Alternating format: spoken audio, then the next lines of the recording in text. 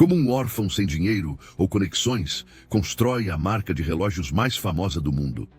Muito da história da Rolex é envolta em mistério e segredos, mas hoje vamos olhar mais a fundo a incrível história de ascensão da pobreza, a riqueza da Rolex, e responder à pergunta: por que os Rolex são realmente tão caros? A história da Rolex começa com Hans Wilsdorf, o fundador inovador e misterioso da empresa. Hans nasceu na Alemanha em 1881, filho de Anna e Jonah Wilsdorf, e sua primeira infância foi repleta de amor, risos e felicidade. Mas isso foi tragicamente interrompido quando, aos 12 anos, tanto sua mãe quanto seu pai faleceram inesperadamente, com apenas alguns meses de diferença. Hans, de repente, passou de ter dois pais amorosos para ser um órfão, e teve que ir morar com seus tios, que o enviaram para um internato. Inicialmente, Hans ficou muito deprimido com tudo isso, mas eventualmente decidiu se dedicar aos estudos como uma fuga. Ele parecia gostar particularmente de aprender diferentes idiomas, o que mais tarde abriria caminho para ele se mudar para o exterior assim que terminasse a escola. Após se formar, Hans foi trabalhar na Suíça em uma empresa chamada Kuno Korten, uma grande exportadora de uma variedade de diferentes relógios de bolso. Como Hans falava alemão, inglês e francês, ele trabalhou como escriturário e correspondente para a firma. No entanto, a empresa também fabricava alguns de seus próprios relógios, e essa função deu a Hans uma grande oportunidade de entender a construção de relógios e estudar de perto a indústria relojoeira. Embora muito do trabalho de Hans envolvesse tarefas repetitivas, como dar corda em centenas de relógios todos os dias, durante seu tempo lá, Hans desenvolveu um profundo apreço pelo ofício e ficou obcecado com a ideia de criar relógios perfeitos. Então, em 1903, Hans mudou-se para Londres para trabalhar em outra empresa, onde teve um papel maior, pois estava envolvido na prospecção de novas vendas e clientes. Isso lhe deu uma boa compreensão do que fazia uma marca de relógios se destacar de outra, e também de quão crucial o marketing era para o sucesso de uma marca. Embora esses diferentes empregos fossem bastante agradáveis, Hans já sonhava muito mais alto e queria implementar as habilidades que aprendeu por conta própria. E em 1905, aos 24 anos, Hans decidiu iniciar sua própria firma de relojoaria. Ele tinha uma pequena quantia de dinheiro que havia economizado, que investiu no negócio, mas a maior parte do financiamento veio de seu cunhado, Alfred Davis, que se tornou seu cofundador. Juntos, eles criaram a empresa Wilsdorf Davis e começaram a importar relógios da Suíça para vender no Reino Unido. No entanto, naquela época, os relógios de pulso não eram nem de perto tão populares quanto são hoje, e eram vistos principalmente como joias femininas. Na verdade, os amigos de Hans até tentaram dizer a ele que um relógio com um mecanismo tão pequeno e delicado seria frágil e quebraria com muita facilidade, e que um relógio tão pequeno não seria preciso. Em vez disso, os relógios de bolso eram fortemente preferidos. Mas Hans achava que os relógios de pulso eram muito mais convenientes e elegantes, e é citado como tendo dito: "Minha opinião pessoal é que os relógios de bolso desaparecerão quase completamente e que os relógios de pulso os substituirão definitivamente." Hans sentia que os mecanismos precisavam ser de maior qualidade. Então Hans ignorou todos os seus críticos e usou todo o dinheiro da empresa para fazer um dos maiores pedidos de relógios de pulso já registrados na época. Ele estava apostando tudo que os relógios de pulso se tornariam o futuro do mercado de relógios. Todos achavam que ele era louco. E até mesmo seu sócio não tinha certeza se era uma ótima ideia. Mas foi Hans quem, segundo relatos, se encontrou com muitos relojoeiros diferentes que eram considerados mestres do ofício, e tentou aprender pelo menos uma nova lição de cada um deles. Hans então usou uma antiga conexão de quando trabalhava na Suíça para importar mecanismos suíços para que pudessem começar a criar relógios de pulso de alta qualidade. Claro, Hans sabia que apenas a qualidade não seria suficiente e que o reconhecimento da marca seria o elemento mais crucial de todos. E tudo começou com um nome memorável.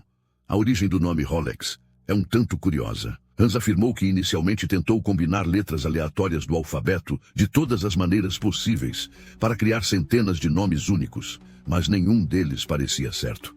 Mas então, Hans disse que, enquanto ia para o trabalho um dia, um gênio sussurrou em seu ouvido o nome Rolex. Independentemente de onde o nome realmente veio, era perfeito. Rolex é curto e memorável, mas também fácil de pronunciar em qualquer idioma. Além disso, Rolex parecia ter estilo e autoridade. E assim, Hans começou a imprimir o nome nos mostradores de todos os seus relógios, o que também ajudou a construir o reconhecimento da marca. De fato, alguns anos depois, eles mudaram o nome da empresa inteira para Rolex Watch Co. Limited. Muito rapidamente, seus novos relógios de pulso começaram a vender bem. Em 1910, a Rolex se tornou o primeiro relógio de pulso a receber o certificado suíço de precisão. E, em 1914, o Observatório Kew da Grã-Bretanha concedeu a um relógio Rolex uma classificação Classe A, que nenhum outro relógio desse tipo havia recebido antes. A Rolex estava começando a desenvolver uma associação com qualidade, o que ajudou a atrair ainda mais vendas. Mas então, em 1914, eclodiu a Primeira Guerra Mundial. A essa altura, a sede da Rolex em Londres tinha mais de 60 funcionários em sua folha de pagamento e se tornado o centro de exportação para todos os mercados em que a empresa vendia. No entanto, durante a guerra, a Alemanha se tornou inimiga da Grã-Bretanha e como Hans era de ascendência alemã, com nome e sotaque alemães, as tensões começaram a aumentar. Além disso, o governo britânico impôs um imposto de importação de guerra de 33% sobre todos os bens de luxo. Então, para evitar qualquer conflito e obter alguns grandes benefícios fiscais, Hans decidiu mudar a sede da Rolex da Inglaterra para a Suíça, que era neutra durante a guerra. E assim, enquanto muitas empresas de relógios faliram durante a Primeira Guerra Mundial, para a Rolex foi, na verdade, um período de muito sucesso, porque seus relógios de pulso se tornaram favoritos entre os militares por sua confiabilidade e conveniência em relação aos relógios de bolso. Mas, sem dúvida, o verdadeiro crescimento rápido da Rolex pode ser atribuído aos instintos de marketing de Hans. Já nos anos 1920, Hans estava colocando seus relógios em exploradores, atletas, pilotos de corrida, aviadores e inúmeras outras pessoas de sucesso, o que criou uma conexão na mente dos consumidores entre grandes realizadores e a Rolex. Hans também veiculou centenas de anúncios habilmente colocados no rádio e em jornais, pois entendia o valor do product placement, décadas antes que a maioria de seus concorrentes o alcançasse. Então, em 1926, a Rolex criou o primeiro relógio comercial totalmente à prova d'água do mundo, sob o nome de Oyster. E Hans teve a ideia perfeita de como comercializá-lo também, pois havia ouvido falar de uma mulher que ia nadar no canal da Mancha. Hans a convenceu a fazê-lo usando o novo relógio à prova d'água da Rolex. Depois de mais de 10 longas horas na água fria, ela emergiu com o Rolex Oyster completamente intacto, gerando muitas manchetes sobre o novo produto da Rolex. Hans então disse aos revendedores Rolex para exibir os relógios Oyster à prova d'água em aquários em suas vitrines, com peixes de verdade nadando ao redor do relógio, o que inevitavelmente chamava a atenção das pessoas que passavam. Próximo grande marco revolucionário na história da Rolex veio apenas 5 anos depois, quando os engenheiros da Rolex desenvolveram o rotor perpetual, que dava corda automaticamente a um relógio, algo que antes era considerado impossível. Hans também fez de sua missão garantir que as pessoas mais populares do mundo usassem um Rolex, especialmente aquelas envolvidas em desafios ousados. Por exemplo, o primeiro voo ao Everest foi realizado por uma tripulação usando um Rolex Oyster, e Malcolm Campbell usou um relógio Rolex quando estabeleceu um recorde de velocidade terrestre em Utah em 1935. E assim, foi realmente essa estratégia, combinada de ótimo marketing, misturado com novas inovações, que permitiu à Rolex continuar se expandindo rapidamente e se tornar cada vez mais popular. Como em 1945, no 40º aniversário da empresa, a Rolex lançou outro novo modelo chamado Datejust, o primeiro relógio automático do mundo a apresentar uma janela de data em seu mostrador. No entanto, pouco antes da cerimônia para anunciar isso, Hans foi atingido por outra tragédia, quando perdeu sua amada esposa Florence, que faleceu devido a uma doença. Sua esposa esteve com ele nos bons e maus momentos, e este foi obviamente um período devastador para ele. Ele havia ficado órfão aos 12 anos e agora estava viúvo aos 63, sem filhos. Hans era um mestre dos relógios, mas não um mestre do tempo, e estava começando a pensar mais sobre sua própria mortalidade.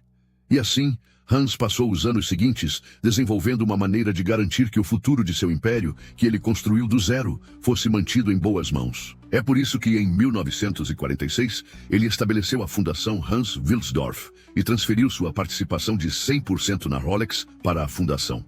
Até hoje, esta organização ainda mantém a propriedade e o controle total da Rolex. E como é uma fundação e não uma empresa, não há impostos corporativos sobre quaisquer lucros. Em vez disso, uma grande porcentagem do dinheiro vai para causas de caridade, incluindo bolsas de estudo e treinamento de relojoeiros. Embora conste que nem todo o dinheiro vai para causas de caridade, mas como a Rolex é propriedade do fundo, não há acionistas nem requisitos para divulgar suas atividades financeiras. Essa estrutura permite que a Rolex mantenha um nível muito alto de sigilo. Assim, apesar de ser a marca de relógios mais conhecida do mundo, muito pouco se sabe sobre os assuntos internos da empresa, incluindo como a empresa está sendo administrada e quem exatamente a administra, quanto dinheiro a empresa está ganhando ou o que estão fazendo com esse dinheiro. E assim, alguns podem dizer que a fundação é meramente uma forma inteligente de proteger a riqueza e o poder da Rolex e suas subsidiárias.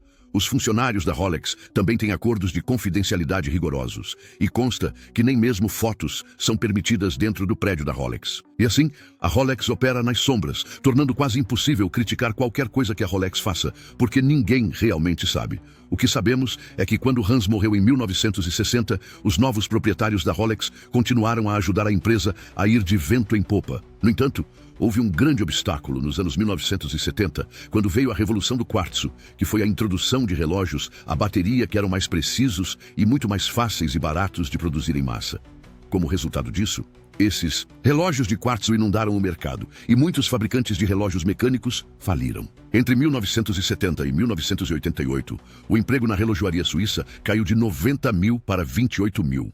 E, no entanto, apesar disso, a Rolex estava bem. Então, a pergunta é: o que torna a Rolex diferente?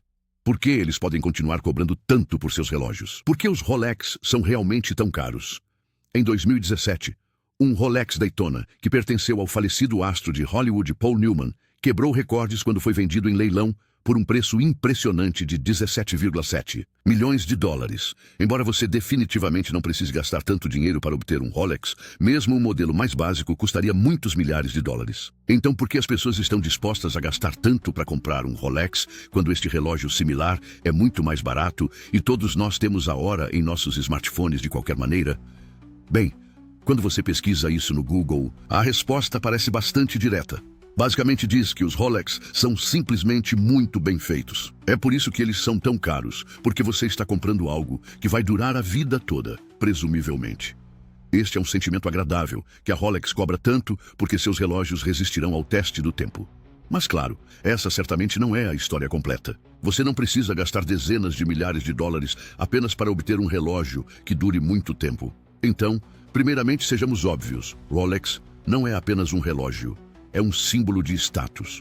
De fato, parece ser um símbolo bastante universal de riqueza, de rappers nas ruas de Nova York a membros da família real britânica. Inúmeras figuras icônicas usaram Rolex, incluindo John F. Kennedy, Winston Churchill, Steve McQueen, Elvis Presley, Martin Luther King e muitos mais.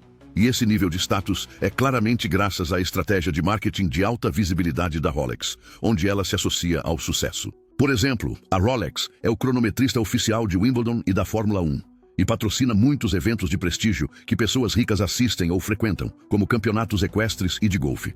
Você também verá Rolex em filmes como James Bond usando um Rolex, e a empresa paga grandes estrelas para endossar o produto, como Roger Federer, que supostamente ganha 8 milhões de dólares por ano da Rolex. Claro, um Rolex não é apenas hype e marketing. A Rolex usa materiais muito premium, que são rigorosamente testados com um alto padrão, o que, claro, vem com um preço mais alto.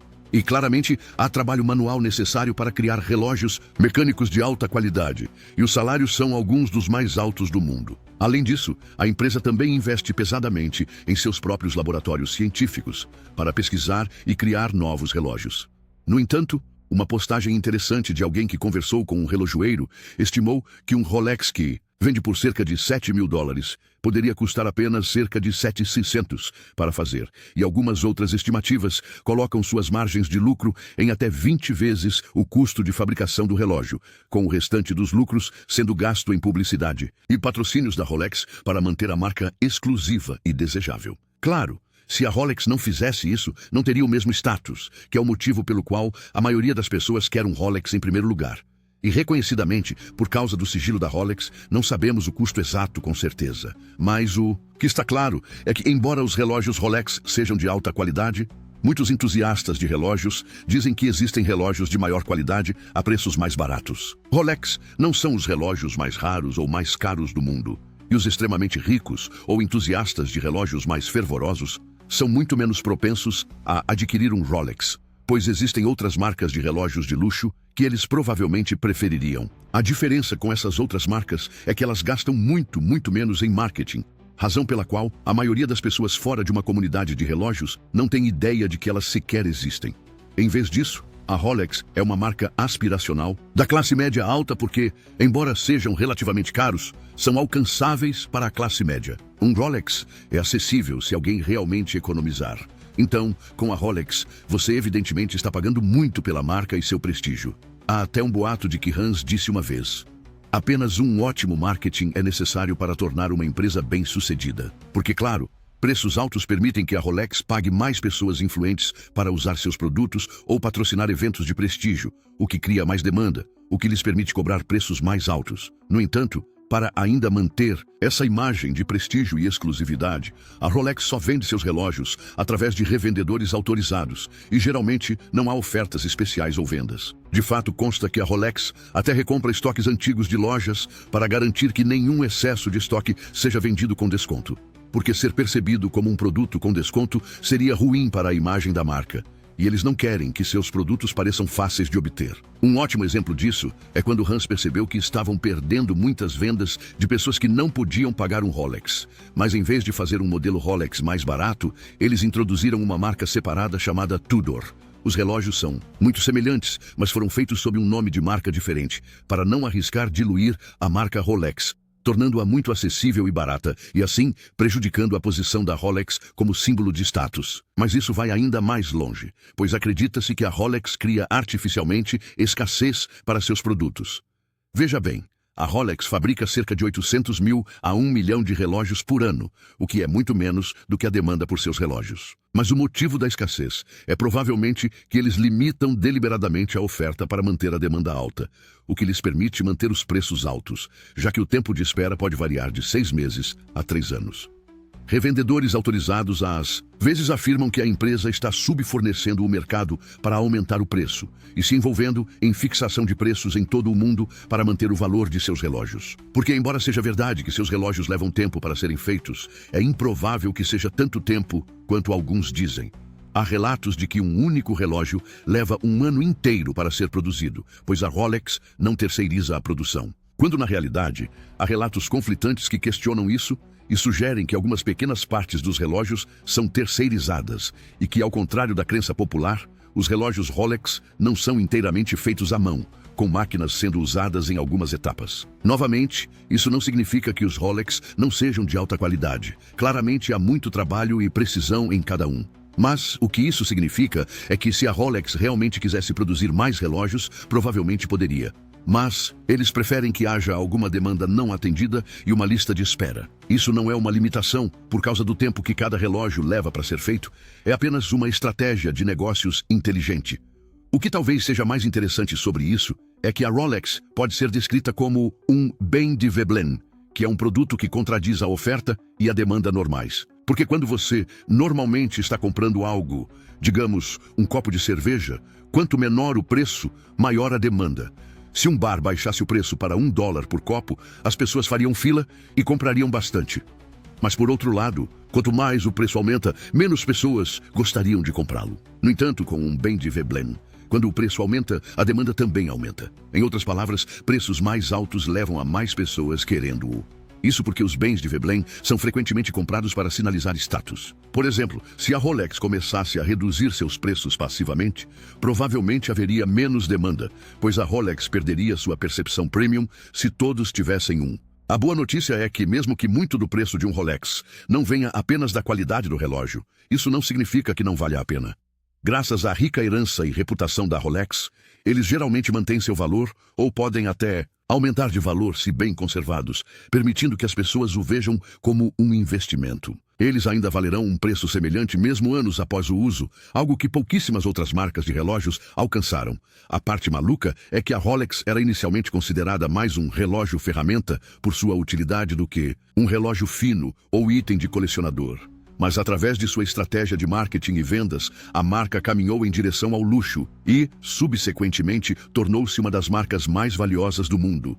Dada a enorme adversidade que Hans enfrentou, desde pequeno, é verdadeiramente incrível o que ele conseguiu construir. E esta história da Rolex, sem dúvida, tem algumas lições de negócios úteis para todos nós. A história de Hans Wilsdorf e sua criação é a prova de que visão, qualidade e um toque de mistério podem construir uma lenda. Mas e você? Acha que um Rolex vale cada centavo pelo prestígio e durabilidade? Ou é mais uma questão de hype bem construído? Deixe sua opinião nos comentários abaixo. Queremos saber o que você pensa dessa máquina do tempo luxuosa. E se você curtiu desvendar os segredos por trás dessa marca icônica, não esquece de deixar aquele like preciso e se inscrever no canal. Assim você não perde nenhuma das nossas próximas investigações sobre os gigantes que marcaram o mundo dos negócios e do luxo. Até a próxima!